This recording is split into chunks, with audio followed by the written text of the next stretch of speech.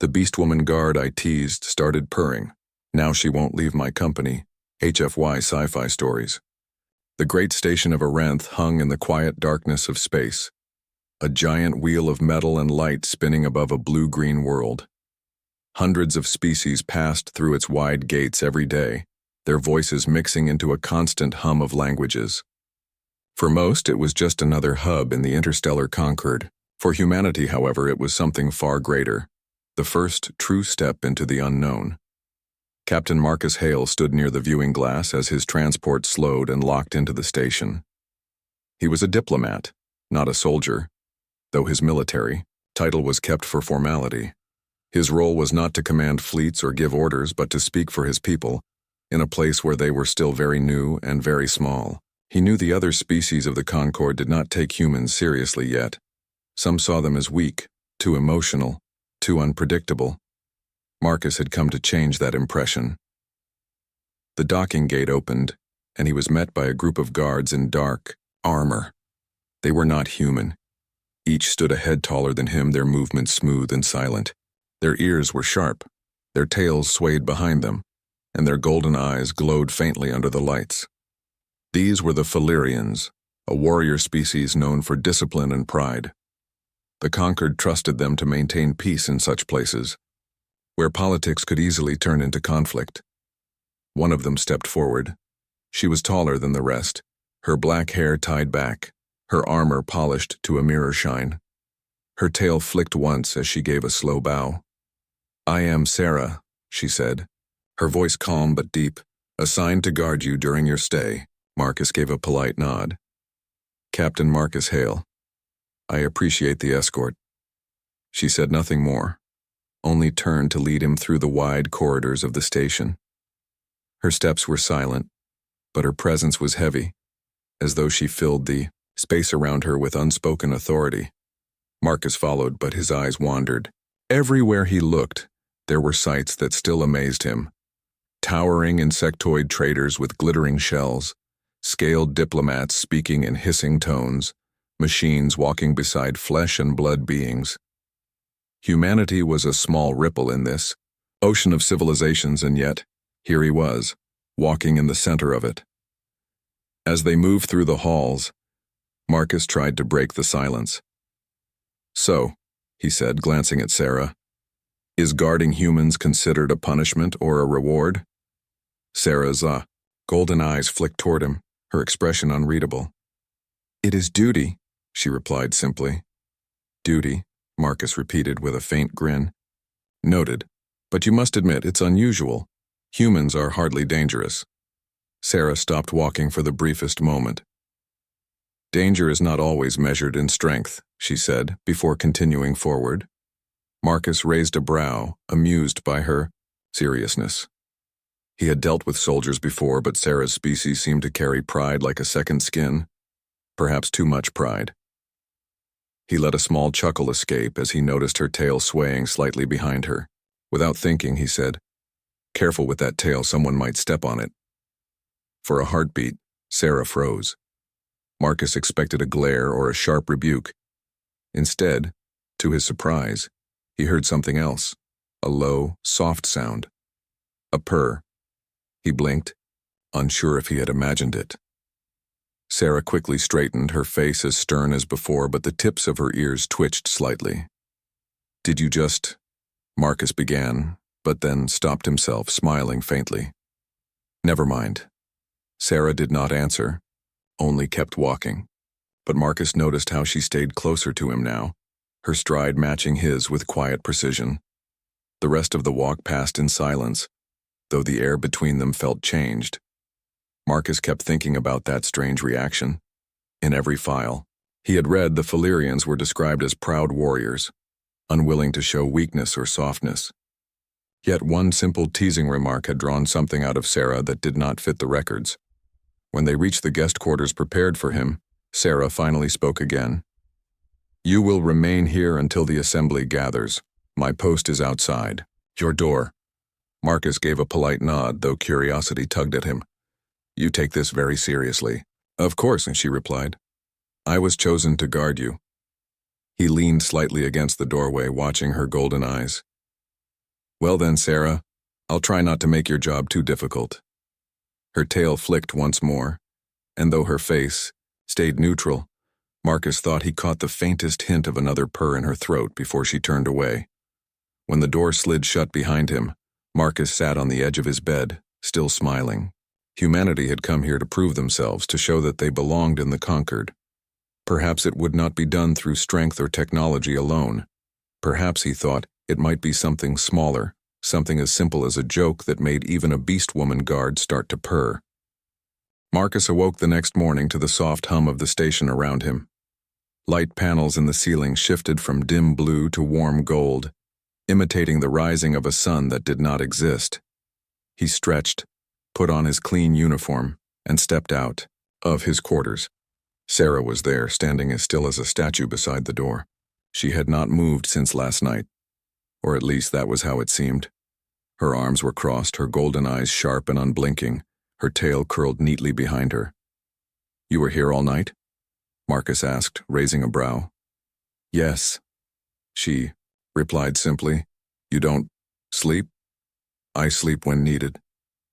Her tone was flat, but there was no mistaking the pride in her voice. Marcus gave a half smile. "Remind me never to play cards with you. You'd win every time." For a second her ear twitched, though her face remained perfectly calm. Marcus remembered the purr from yesterday and had to hold back a chuckle. Something about her composure made teasing far too tempting. They walked through the station together, heading toward the assembly halls. Sarah walked close, her stride perfectly matching his. It was more than protection. It was as if she wanted to stay within arm's reach at all times. Other Valyrian guards noticed it. Some of them gave Sarah curious looks as they passed. A tall guard with silver fur leaned toward another and muttered something in their language, making both chuckle softly. Marcus could not understand the words, but he caught the way Sarah's tail flicked sharply at the sound. "Something I should know?" Marcus asked. "They speak too much," Sarah said flatly. Marcus grinned. "About me or about you?" Her silence was answer enough. Inside the great halls, Marcus took his place among the diplomats. The chamber was wide, with seats arranged in a circle around a floating holographic display. Representatives from dozens of species sat in their places, their voices low as they waited for the session to begin. Sarah stood just behind Marcus, silent and watchful.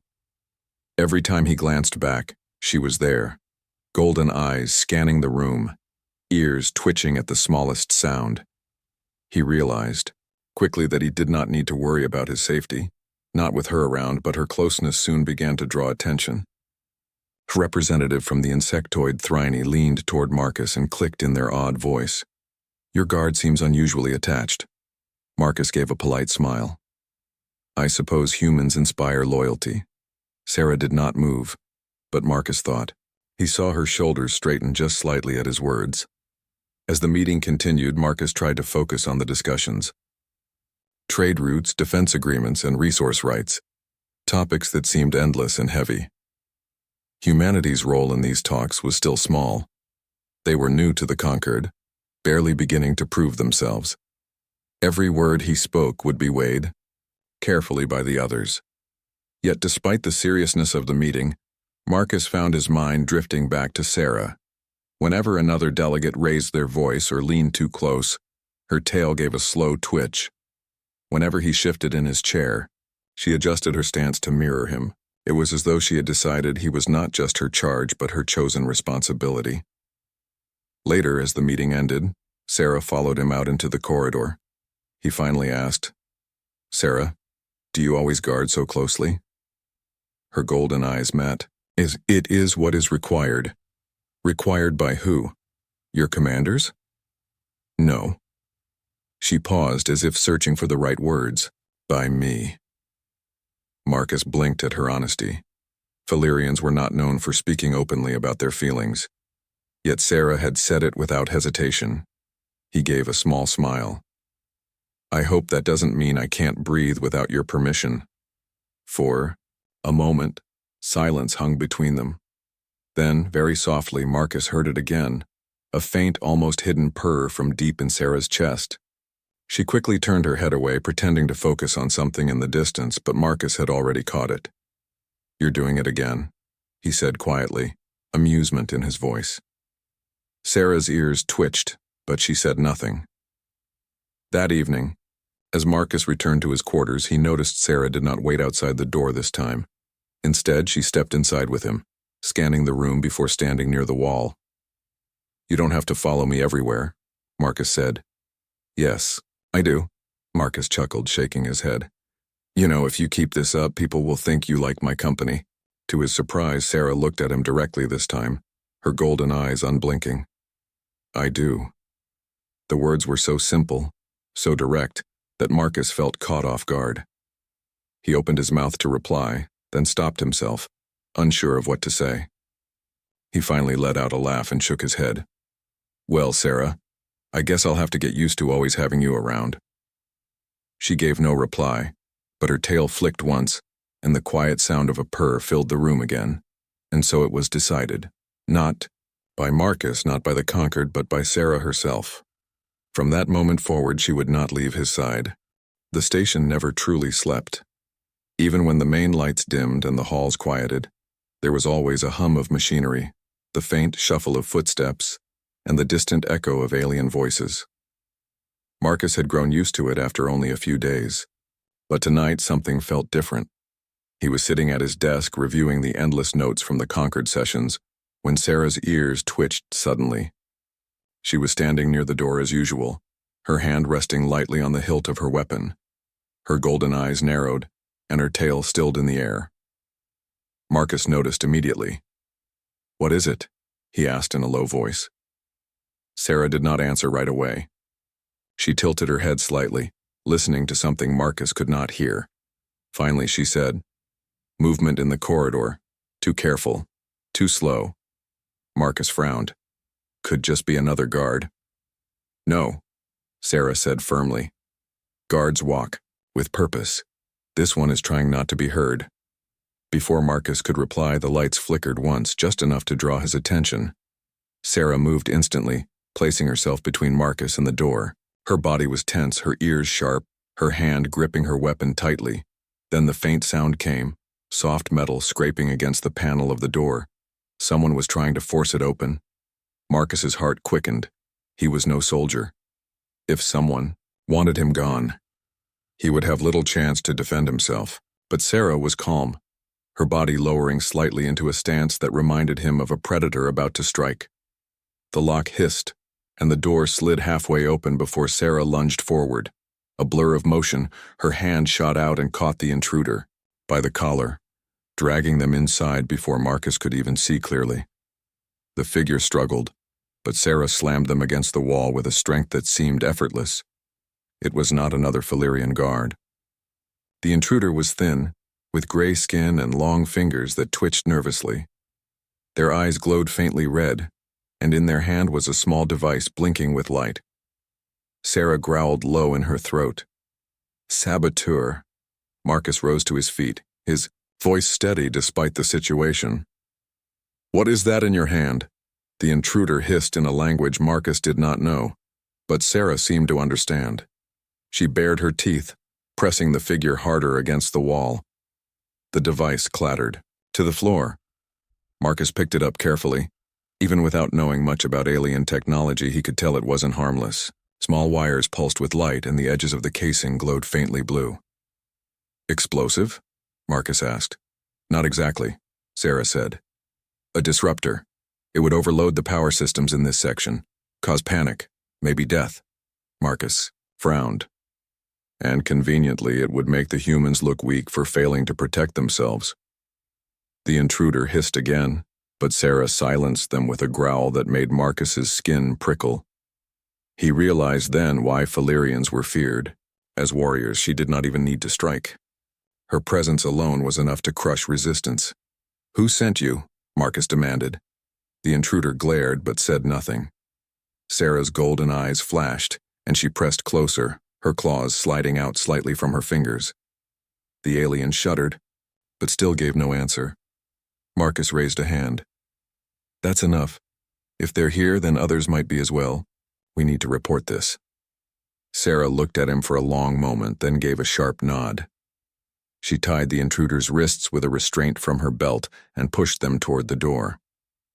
As they walked through the corridors, Marcus noticed how other guards stared as Sarah passed, dragging the prisoner behind her. Whispers followed them. By the time they reached the security office, word had already spread.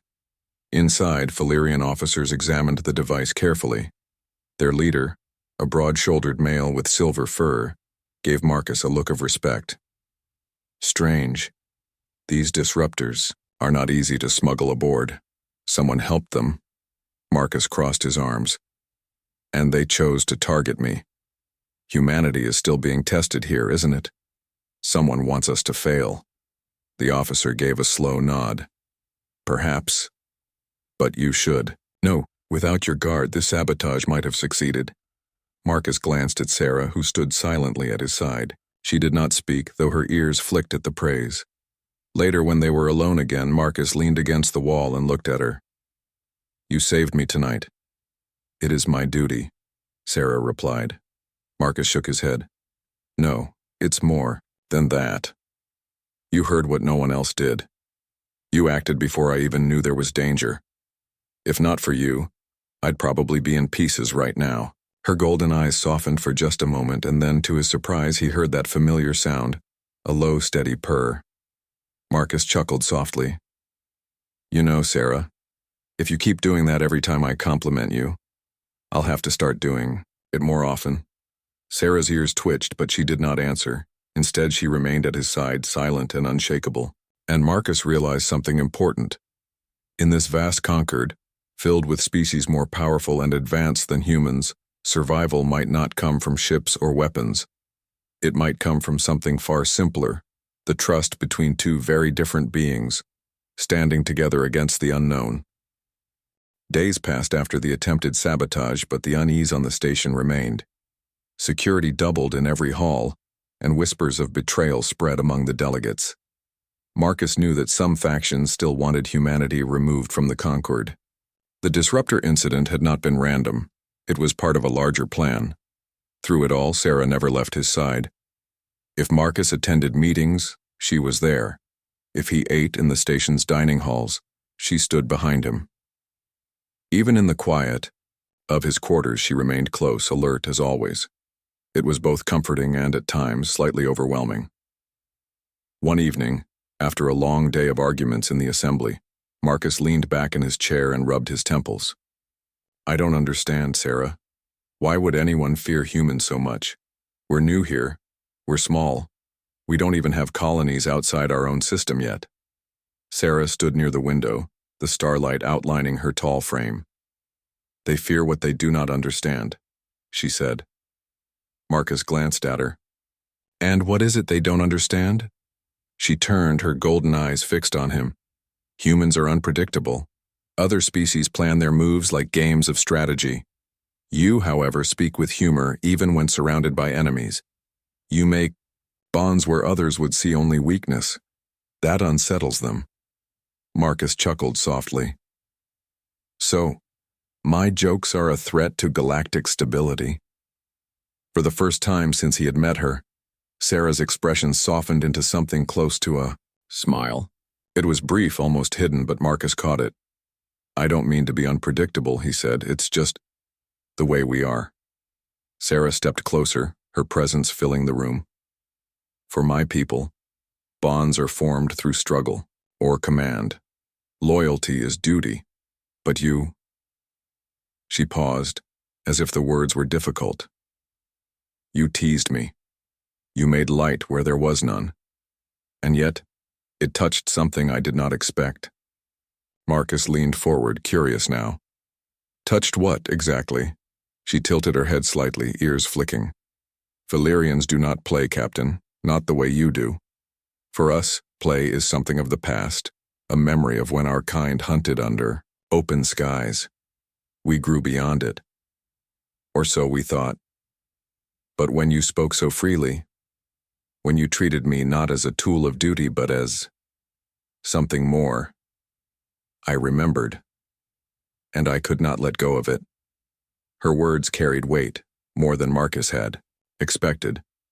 He realized then that the purring, the closeness, her constant presence, It was not simply duty.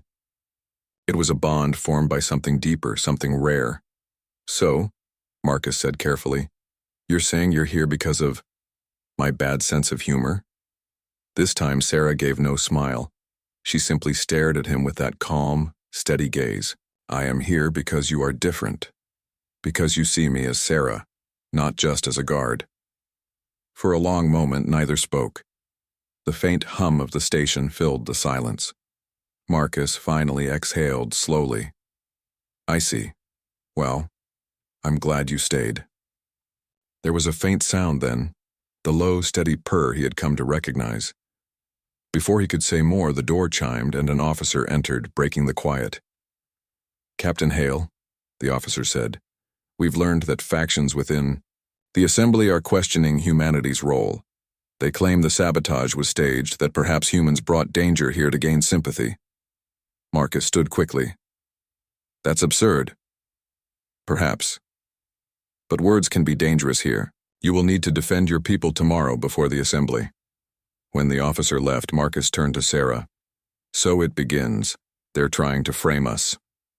Sarah's tail flicked once. Then we fight back, not with claws but with truth.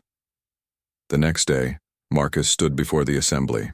Dozens of alien eyes watched him, some filled with suspicion, others with curiosity. He spoke clearly, presenting the evidence of the intruder and the disruptor device.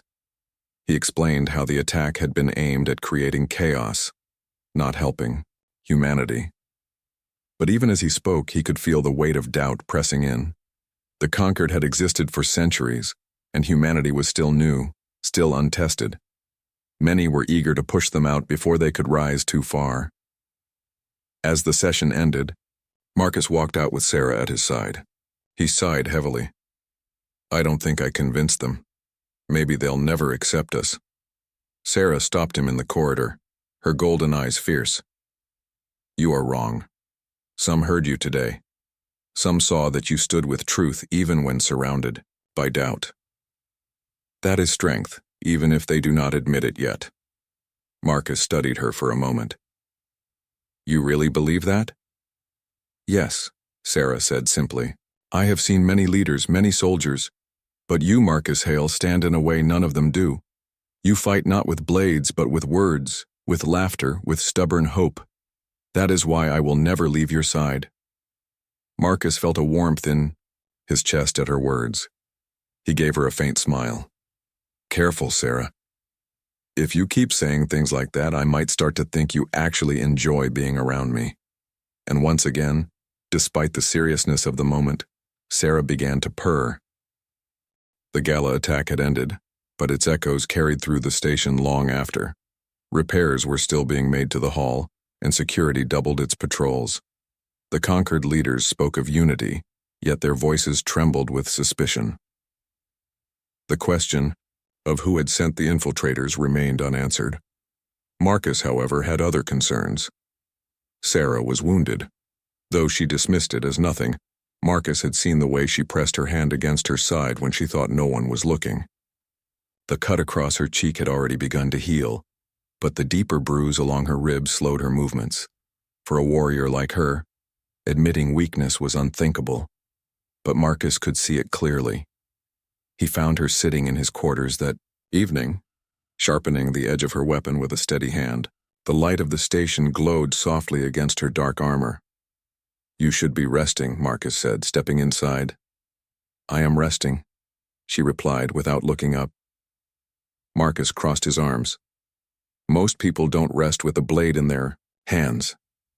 Sarah glanced at him, her golden eyes calm. Most people cannot afford not to. He sighed, moving closer. You took a hit for me. You didn't have to. She paused, then lowered the weapon. I did. Marcus sat across from her, studying her face. Why, Sarah, you could have dodged. You could have let me take the risk. Her tail flicked once, a slow movement that betrayed the thought behind her silence. Finally, she said, because you are worth more alive than I am. Marcus frowned. That's not true. It is truth, Sarah said firmly.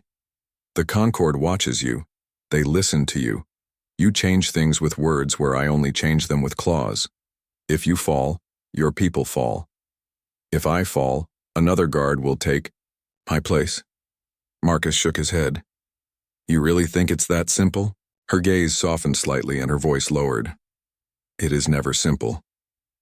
But the choice was mine." For a moment, Marcus was silent. Then he leaned back, exhaling slowly. "You know, that's the problem with all of this. Everyone keeps talking about humans as if we're some grand danger, some unpredictable threat. But they don't see the truth." Sarah tilted her head. "And what is the truth?" Marcus looked at her directly. "The truth is we're just stubborn. We keep going even when we shouldn't. We laugh when others expect us to break. We make friends where others only see rivals. That's not a threat. That's just who we are." Sarah's ears twitched. "And yet they fear it." Marcus nodded. "Maybe because they don't know what to do with it. They live by rules, by traditions that never bend. Then humans come along and suddenly there's a species that doesn't play by those rules. It unsettles them." For a long time, Sarah studied him in silence. Then she spoke softly. "It does not unsettle me." Marcus smiled faintly. "No, it makes you purr." At that, Sarah's tail swayed, and a quiet sound rose in her throat. Even wounded, even weary, she purred. He leaned forward, his tone gentle. "You shouldn't stay on duty while you're hurt. You need time to heal." "I will not leave," Sarah said quickly. Marcus blinked. "I wasn't asking you to leave me. I just meant, take it easy." But she shook her head firmly. "You do not understand. Valyrian bonds are not easily broken. When I chose to stand at your side, it became more than duty. If I leave you, I break myself." Her words struck him deeply. He realized then that this was not simple loyalty. This was her nature, her belief, her choice. To her, protecting him was as natural as breathing. Marcus felt a warmth in his chest. He had traveled light years away from Earth, into halls filled with suspicion and danger. Yet here, beside him, was someone who trusted him completely. Not because of power, not because of orders, but because of who he was. "You know," Marcus said quietly, "back on Earth, people would say you're crazy for choosing me." Sarah tilted her head. "Then humans are wise, for they see truth in madness." He laughed softly, shaking his head. "You always have the last word, don't you?" Her ears flicked again and the low purr returned, steady and certain. Later, as Marcus lay in his bed and Sarah took her place near the door, he thought about what she had said. Humans were feared because they were different, because they broke patterns. But perhaps that difference was exactly what the galaxy needed. Not more rules, not more rigid traditions, but the simple, stubborn human way of reaching out, of connecting, of refusing to let go. And maybe, just maybe, that was why Sarah had chosen him. The gala was meant to calm tensions after weeks of suspicion and argument. The grand hall shimmered with banners from every species, music from alien instruments echoed through the air, and trays of food, some strange, some familiar, floated past on hovering platforms. Diplomats smiled and exchanged words that hid sharp intent. It was a show of unity, even if unity was still far away. Marcus stood near one of the tall windows, a glass in his hand. He felt the weight of every gaze. Many watched him not as a guest, but as a test. Humanity was still the newcomer, and tonight's gala was another chance for others to judge. Sarah stood just behind him, her tall frame tense, even in this setting of elegance. Her golden eyes scanned the crowd constantly, her ears flicking at every sound. While others enjoyed the music, Sarah studied shadows. "You don't relax much, do you?" Marcus said softly, glancing at her. Her gaze never left the hall. "Relaxation is for those who trust too easily." Marcus smiled faintly. "I'll take that as a no." He lifted his glass to his lips, but stopped halfway. Sarah's hand moved suddenly, resting firmly on his arm. Her ears tilted sharply, and her eyes narrowed toward the far side of the hall. "What is it?" Marcus asked quietly. "Too much stillness," she whispered. "Those three near the pillars. They pretend to watch the stage, but their eyes move differently. They are waiting." Marcus followed her gaze. At first he saw nothing unusual, just three figures in formal clothing, their hands folded politely. But then he noticed their subtle movements, the way their eyes flicked not at the stage but at the crowd. Before he could react, the lights dimmed for the main announcement, and the music shifted into a sharp note. In that instant, the three figures moved. Their robes dropped and devices gleamed in their hands, flashing with light. Panic spread immediately. Guests cried out, scattering toward the exits.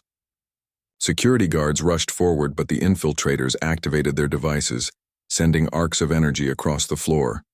One guard fell instantly, his armor sparking. Sarah moved without hesitation. She leapt over a table, her claws sliding free. As she crashed into the nearest attacker, the force of her strike sent the device flying from his hand. He snarled in pain, but Sarah did not let him recover. Her tail whipped around, striking his legs and sending him to the floor.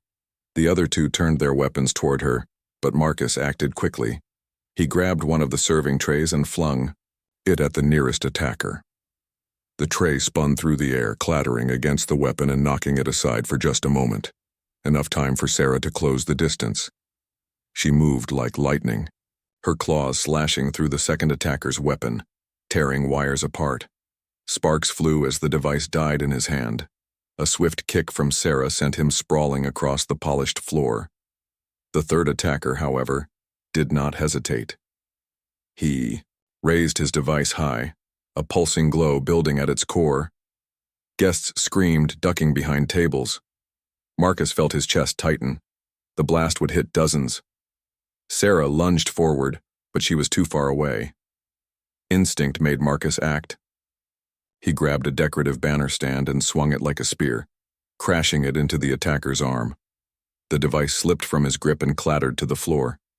Sarah was there in an instant, her claws crushing it before it could detonate. The hall filled with silence, broken only by the heavy breathing of the frightened guests. Security rushed in to secure the attackers, dragging them away in restraints. Marcus leaned against the wall, catching his breath. His hands shook slightly, though he tried to hide it. Sarah approached him, her armor scratched, a faint cut across her cheek. "You're hurt," Marcus said. She shook her head. "A scratch, nothing more." But Marcus frowned. "You threw yourself at them without hesitation. You could have been killed." Her golden eyes softened slightly. "That is what I chose." Marcus exhaled slowly, then laughed under his breath. "And I thought I was the unpredictable one." Sarah tilted her head, her tail swaying gently behind her. For a moment, her fierce presence softened, and Marcus heard the low, steady sound of her purr. It was almost strange to hear it in the middle of the chaos, but it brought him calm. Later, when order was restored and the gala resumed in a quieter tone, Marcus and Sarah stood together at the edge of the hall. Delegates whispered among themselves, pointing not at humans with suspicion this time, but at the sight of a human and a Falerian who had stopped a disaster together.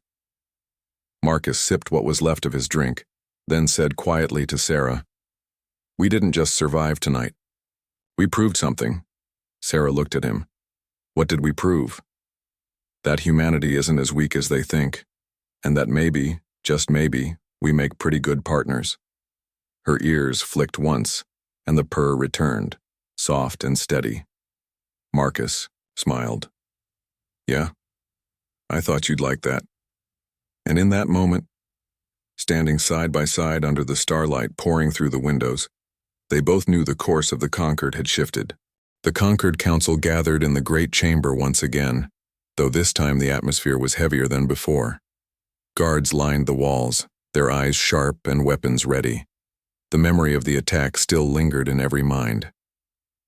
The leaders of the various species sat in a wide circle, each watching the others with suspicion. Trust had become fragile, and every decision now seemed dangerous. Marcus stood in the center, feeling the weight of countless eyes. Sarah was behind him as Always her presence silent but powerful. Her wounds had mostly healed, but the faint mark across her cheek remained a reminder of her choice to protect him. One of the council members, a tall avrek with shimmering scales, spoke first. The question remains, can humanity be trusted in the conquered? Or do we risk opening our doors to chaos? A murmur spread across the chamber. Some nodded in agreement, others whispered their doubts. Marcus took a breath. He had no speech prepared, no clever plan. All he had was the truth. "You're right to be cautious," he began. His voice echoed softly through the chamber. "Humans are not perfect. We make mistakes, we argue with each other. We can be stubborn, reckless, and yes, unpredictable. But you've already seen the other side of that." The council grew quieter. Marcus continued. "When the attack happened, humans didn't run. We stood and fought, not because we wanted glory, not because we had orders, but because we won't let fear decide who we are. We protect, we adapt, we survive. That's who we are." He paused, glancing toward Sarah. Her golden eyes met his, steady and strong. "And it's not just humans. Look at Sarah. She stood with me even when she had no reason to. She took the hit meant for me. Why? Not because of duty, not because of politics, but because she chose to. That choice, that bond, is something humans believe in.